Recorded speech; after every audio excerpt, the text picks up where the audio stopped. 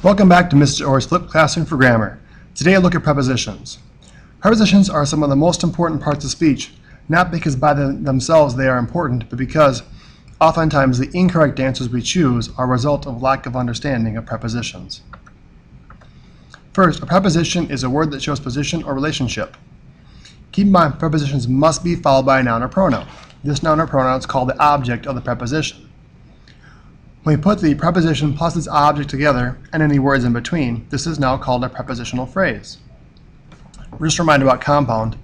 It's one or more part of the same part of speech joined together, usually by fanboys. In this case, there's compound prepositions, such as according to or instead of or in front of. Compound objects also are two objects joined by fanboys. For example, for my sister and my brother. Technically, good grammar would say for my sister and for my brother, but in common usage we oftentimes don't speak this way. Some examples are to, from, with, for, of, above and below, in and out.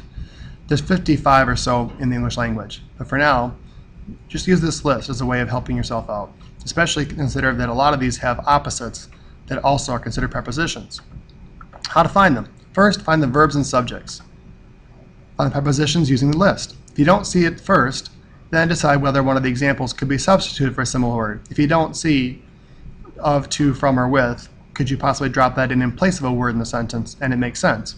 If so, it's replacing a preposition and therefore is one. Then find the noun or pronoun following the preposition, that's the object. And if there isn't any object preposition, it's possible a word like outside might be as an adverb in the sentence.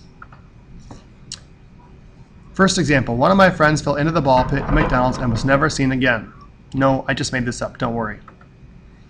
First, what are the verbs? Fell and was seen. Who or what fell? One, not friends. One fell into the ball pit. Who or what was seen? One. So it's one subject, two verbs. Technically, we'll call it a compound predicate joined by and. But for prepositional phrases, we're looking at of my friends, of preposition, friends, object, into, preposition, pit or ball pit, object, at, preposition, McDonald's, object.